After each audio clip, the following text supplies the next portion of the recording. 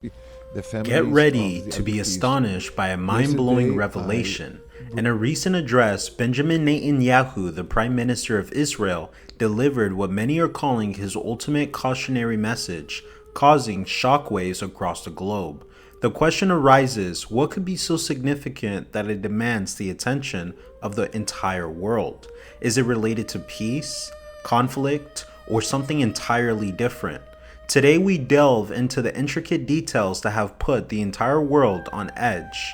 During the ongoing war between Israel and Gaza, Prime Minister Benjamin Netanyahu declared that this is the final warning. Drawing inspiration from the Bible, he referenced a verse from Ecclesiastes, stating that there is a time for peace and a time for war, and now is the time for war.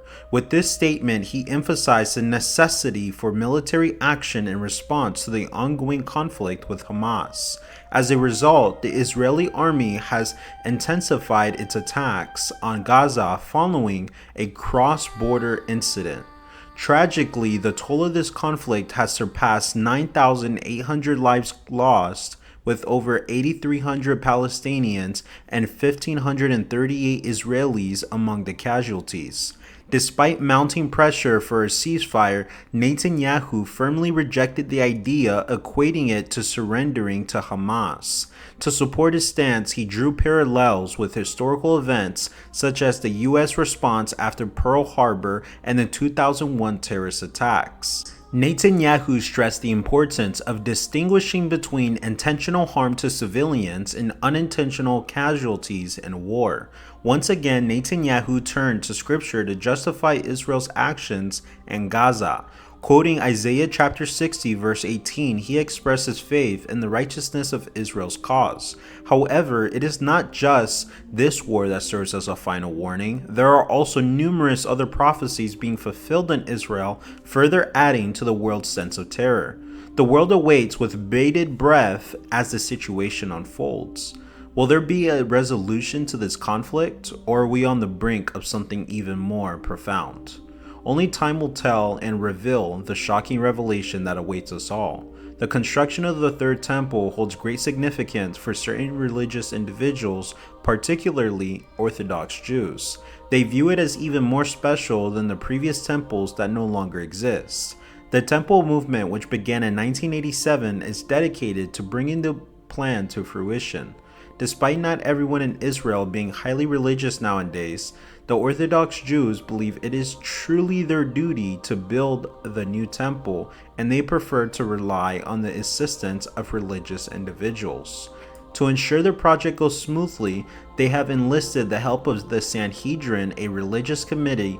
Building this temple is of utmost importance to them as they believe it will bring about positive changes in the world.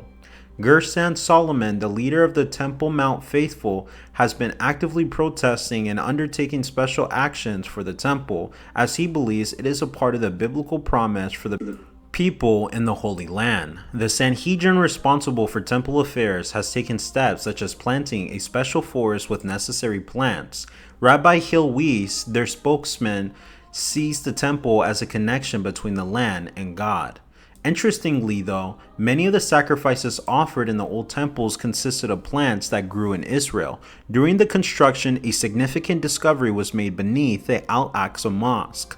British archaeologist Robert Hamilton uncovered a Jewish ritual bath known as a mikvah beneath the mosque floor. This remarkable finding has ignited numerous debates regarding the historical location of the temple and the potential reconstruction of it. Back in 1927, Jerusalem experienced a devastating earthquake that caused significant damage, including the Al-Aqsa Mosque. During the mandatory period, Robert Hamilton managed to negotiate with Muslim leaders, allowing for archaeological investigations on the Temple Mount. Hamilton meticulously documented discoveries from the Second Temple and Byzantine eras. Although some findings were kept hidden at the time to prevent conflicts, fast forward 80 years later, Israeli archaeologists Dr. Gabi Barre and Zaki Dira made astonishing discoveries that aligned with these concealed findings. They examined the earth removed from the Temple Mount and uncovered remnants of a Jewish mikvah from the Second Temple era beneath the mosque floor. This suggests that it was used for purification before entering the temple grounds. Additionally, they found small artifacts from the period of the first and second temple. These findings challenge previous beliefs about the Temple Mount's history, particularly during the Byzantine era, indicating the possible presence of structures like churches. It is a groundbreaking revelation that revolutionizes our understanding of the Temple Mount's history and underscores the importance of reevaluating historical accounts across different eras, including the Byzantine period. In a fascinating turn of events, this discovery also aligns with other prophecies. Recently, 5 special red heifers arrived in Israel from a ranch in Texas, causing immense excitement, especially among those who believe in the prophecy of building the third temple in Jerusalem. These young heifers, all under a year old, hold great significance in Jewish law. Their flawless red coats make them ideal for purification rituals, and their ashes are crucial for the Kohanim priests to perform their duties in the future temple. After arriving in Israel, the heifers underwent a mandatory quarantine period before being moved to 2 locations. With one eventually open to the public, they will be cared for until they reach 3 years old, at which point they can be slaughtered for their ashes. The heifers were brought to Israel by a group called Bona Israel, which includes Jews and Christians, and were raised by Texas rancher Byron Stinson.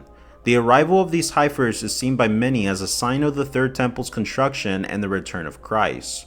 According to tradition, the 10th red heifer will be sacrificed by the Messiah himself. The recent arrival of these 5 flawless red heifers from Texas to Israel in September 2022 is seen as a significant step forward towards fulfilling prophecy and the construction of a new temple.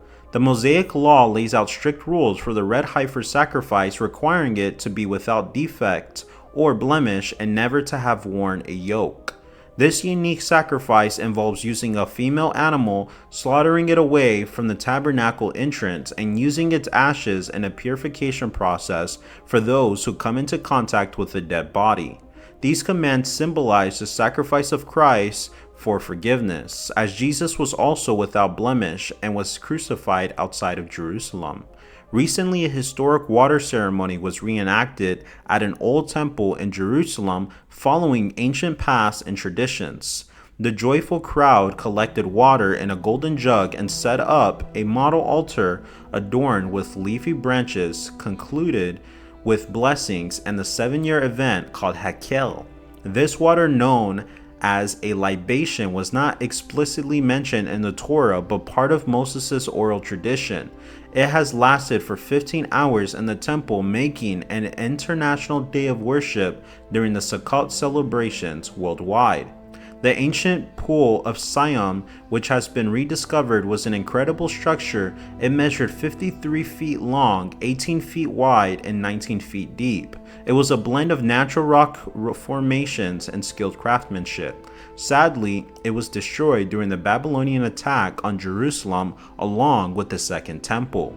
However, it was rebuilt during Nehemiah's time and expanded under the Herod the Great rules.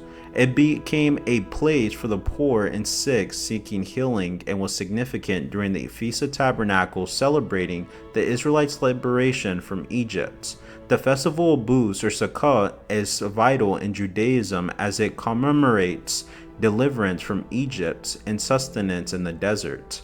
During this festival, temporary suas are constructed as symbols of their ancestors' wilderness shelters. Sukkot expresses gratitude to God and praise for rain, and it is celebrated in Jewish communities worldwide. During Sukkot, a priest would fetch water from the pool of Salem in a golden pitcher, accompanied by psalms and joy. The water would be poured onto the altar's west side, symbolizing Isaiah chapter 12 verse 3 and the final battle of Armageddon mentioned in Revelation chapter 16:16. Armageddon is not just a colossal battle, it symbolizes a global rebellion against God's rule, a gathering point for armies challenging divine authority. Mount Megiddo is Israel, known for battles, lends its name to Armageddon. It is not limited to a single place and can involve natural disasters like earthquakes, floods, or hell, showcasing the higher authority's power. These events often impact nations that have strayed from moral value, resembling recent global disasters like landslides, diseases, wildfires, and lightning. Armageddon, a term that carries immense weight and significance, holds the power to ignite introspection and transformation despite its association with destruction. It serves as a catalyst for societies to reevaluate their choices and embrace a renewed sense of purpose.